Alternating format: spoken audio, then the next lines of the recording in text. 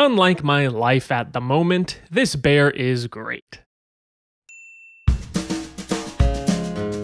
I'm gonna rank every coaster and give them a review. Every drop and every hill, every launch and every loop. Rate it 1 to 10 and then we'll do it all again. Gonna rank and review every coaster. There is a bit of a consensus in the roller coaster community that all B&M inverted coasters are the same, or at least very similar. And the more coasters that I ride, the less distinct these inverts become, and a lot of them start to blur together and become a lot less memorable. Thankfully, even after having been on 15 of these coasters, Great Bear still feels unique and has an identity of its own. Like most B&M inverts, it features intense positive G-forces, strong and whippy inversions, as well as great pacing all around. Additionally, Great Bear offers a superb setting and a slightly unconventional layout that both make it stand out. As far as stats are concerned, Great Bear has a height of 90 feet, a top speed of 61 miles per hour, 4 inversions, a track length of 2,800 feet, and a ride duration of about 51 seconds from the end of the lift hill until the beginning of the final brakes. And sure, some of these stats are not particularly impressive, but it has no negative impact on this coaster at all. In fact, I like that it only has 4 inversions, because that means it spends more time low to the ground, which helps with the ride's pacing and speed.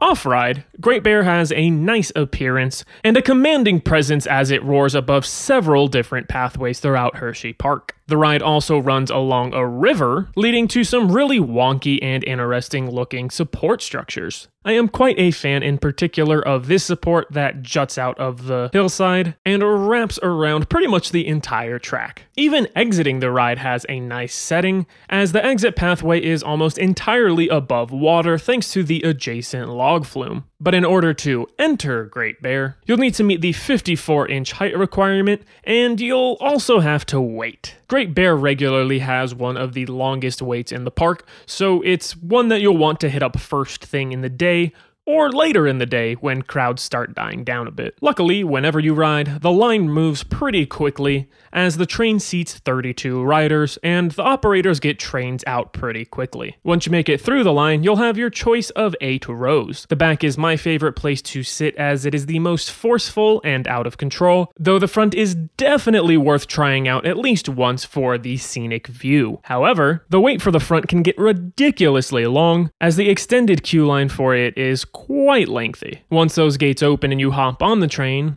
speaking of the gates, they don't close very well. Even though you could just walk through them, stay behind them until they open. Hopping on the train, you'll notice the classic old school B&M shoulder restraints, which have potential for head hitting, especially for shorter riders whose head does not clear the restraints. But luckily the ride is really smooth, so it's not likely to be an issue for most. For me personally, it didn't bother me a single time. But speaking of how it feels to ride the ride, let's actually hop on the thing and look at the on-ride experience. Great Bear dispatches directly into its lift hill before dipping into an interesting pre-drop section. While pre-drops on B&M inverts and coasters in general are not uncommon themselves, this one is particularly unique. It features a nearly 360-degree helix that surprisingly offered a decent amount of positive G-forces pulling me down in my seat. Something that was equally unexpected yet welcome was a slight bit of floater airtime that you experience at the beginning of this pre-drop, although that's only in the back row. Once that helix finishes up, you will slowly transition into the main drop, which starts off by heavily banking, slightly turning, and then straightening out before you pick up speed and head towards the ground. This drop is definitely pretty standard, although it is fun and more enjoyable towards the back, as you do get an extra bit of pull yanking you through the drop. This drop is followed by a very standard vertical loop,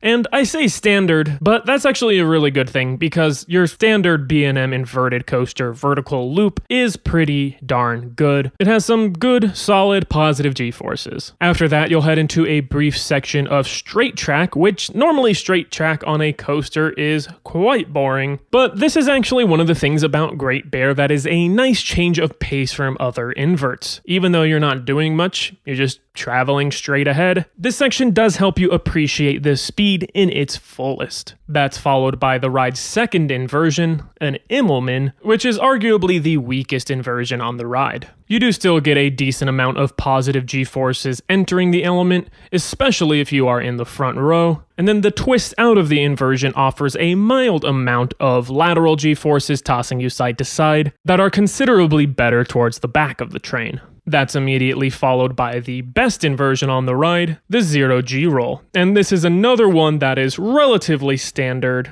maybe a little bit better than other 0G rolls out there, and again, that is another good thing because B&M 0G rolls are absolutely amazing. They just offer a fantastic mix of disorienting, twisting, and laterals, combined with a floating sensation that is just chef's kiss. You then get another nice break from the inversions with a slight bit of a floating sensation up into a turn that then slightly decreases in elevation as you head over the river. And this section is where the front really shines. Not only are you flying down by the river, but those ridiculous wonky supports are also what feels like just inches away from your feet, contributing to a heightened sense of speed as well as just general excitement. You then head up into the ride's fourth and final inversion, a corkscrew, which is as whippy as any corkscrew on any B&M inverted coaster, which, if you're not aware, is very whippy. I always enjoy the way that these corkscrews provide continuous positive G-forces while also just tossing your body from right to left, or in this case from left to right. After the corkscrew, your speed gradually begins to slow down as you navigate a small series of turns that don't really have any forces and just serve to get you to the ride's final brake run. And that's Great Bear. So, what would I rate it? I would give it a solid